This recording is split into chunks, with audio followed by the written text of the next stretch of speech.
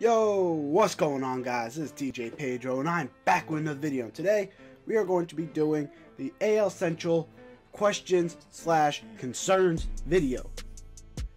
Now if you're new here, please subscribe down below, leave a like if you enjoyed the last version, the AL East version. It's on my channel. If you haven't seen it, go check it out.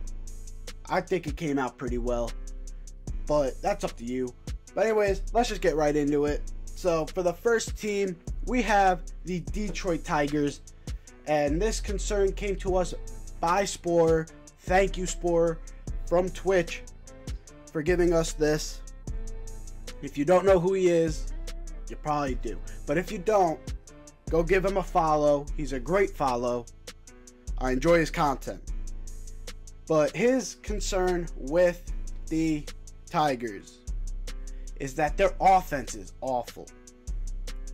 And now I looked into it, and when I looked, I said to myself, it's probably not that bad. But let me tell you, it is bad. So you got, if you look at the stats, their best average right now on the team that has a considerable amount of at-bats is Miguel Cabrera with 90 at-bats. He has a 267 average. But it's not that bad. That one's not that bad. But if you scroll down a little bit, you'll see that Josh Harrison, alright, he's supposed to be a considerably okay hitter in the major leagues. He is batting 163. That is god awful. And then you got my favorite on this list, Mikie Mahtook, who infamously had the home run hit off his head and go over. But he's not terrible. But this season he's been horrible at the plate, going 0 for 23 from the plate. This offense needs to get a quick jump start before it all gets taken away from them and they don't have a chance to make it to the postseason. And one thing they have to do is hit more home runs, because right now they only have 12 home runs as a team. 12 home runs. We are already a few weeks into the season. They have to gain some power, or their chances of even making a run towards the playoffs are going to be over. And soon. But anyways, guys, let's go to our next team on our list, and that is the Kansas City Royals. And they have the opposite concern as the Tigers. They need pitching. Now, they are really bad on the pitching side of the ball. Their best pitcher right now is Brad Keller. Yes, the guy who hit Tim Anderson in that situation. But we're not talking about that. Never mind. But anyways, Brad Keller is their best pitcher right now at 2-2 with a 3.41 ERA. That is not a bad ERA for like a 3-4 starter. But when you look down the list, their next best ERA, it's a 4.50. And their worst ERA on the team has a 10.5. And that's a regular starter. Has a 10.5 ERA. They need to find a way to get some pitching, because their offense, although they have some players, they have you know, like Hunter Dozier, Alex Gordon, Raul Mondesi, everyone likes, but their offense isn't going to do nearly as much as they need. If on average 4 of the 5 starters are going to give up 4 to 5 runs a game, this offense is not scoring 4 to 5 runs a game. So they need to find a way to get some pitching first and foremost before anything. Because if they don't get any pitching, this team won't win more than 60 games. I'm sorry. But anyways, let's get into the next team, and that is the Minnesota Twins. And their concern is, can Byron Buxton finally live up to the hype? Now, his story has been well documented. He was an early first-round draft pick. Not really panned out so far in his career.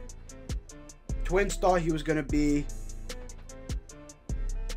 like the next MVP caliber player. It just hasn't happened so far in his career. But if he decides to step up, because this year he is batting .284, which is 19 for 67. So, I mean, if he can bring that average up, and he can sustain a 315, 320 batting average, I know that's a lot to ask of Byron Buxton, but for what his hype was, can he bring that average up to 290 and even 284? 284 is okay, but if he can maintain that for the rest of the season, along with his stellar defense, this team has something on their hands. It took him a while to develop, but if he can sustain a 284 batting average or even raise it,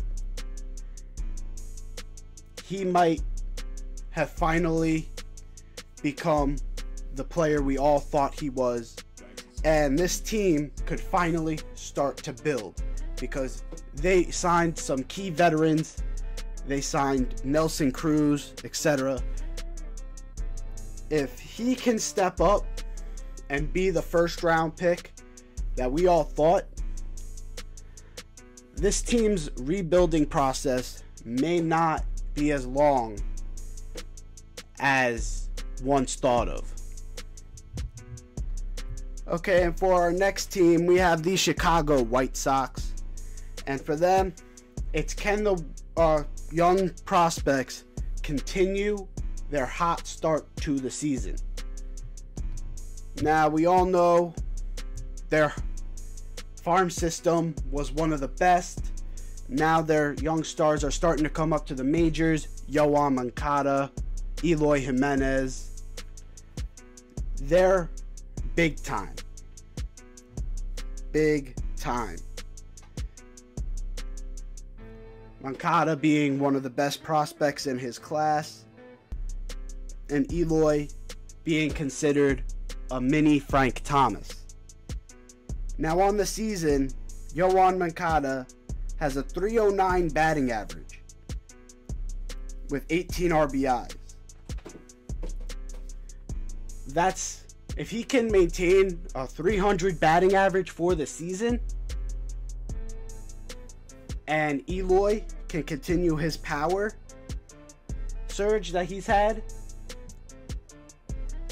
I don't know, this team's rebuild again may be shortened after all, because at first it didn't look too bright for this team. Even though they had the young studs, team didn't look too great. If Eloy can come out and get even a better batting average, because right now his batting average is at a 231, but he does have the power. If he can bring that average up to 250 plus, this team is a force to be reckoned with, and they could make a push for the division 1 or 2 years to come. And finally, guys, we have got the Cleveland Indians as our final team. And their question slash concern is, do you trade Kluber or Bauer? Or do you keep them both? Now, during the offseason, there were reports floating around that they were trying to shop Kluber and Bauer.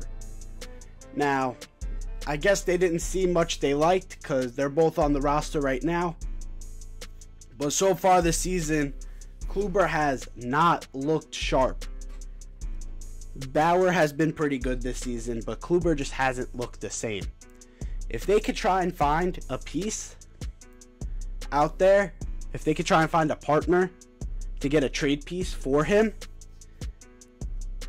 maybe that's the right move, because they do have a lot of holes on their team.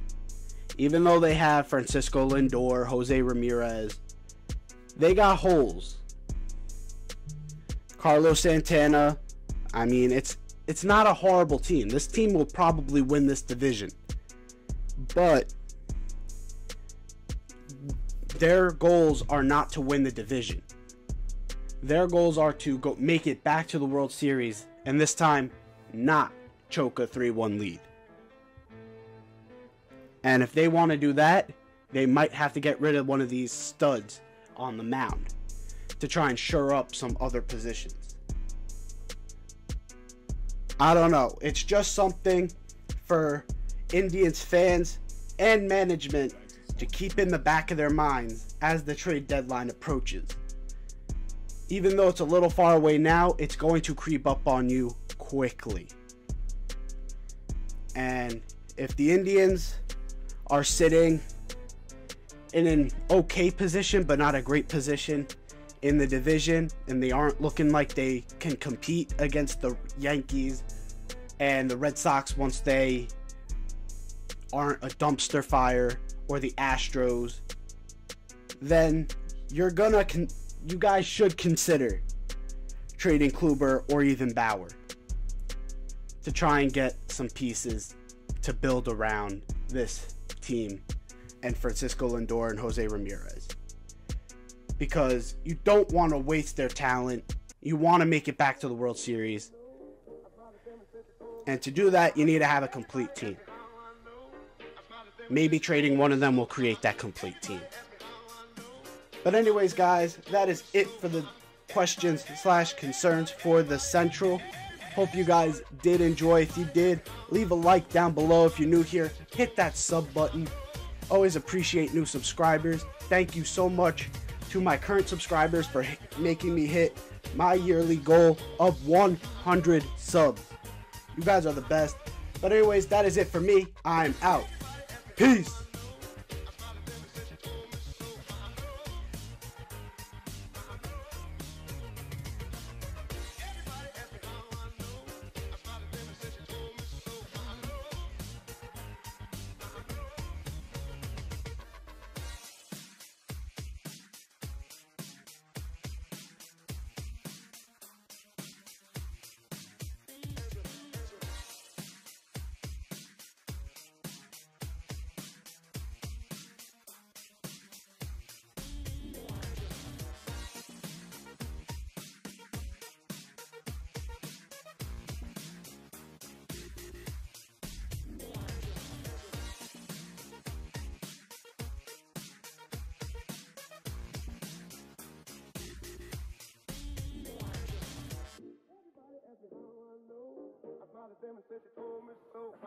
Everybody asked me how I know.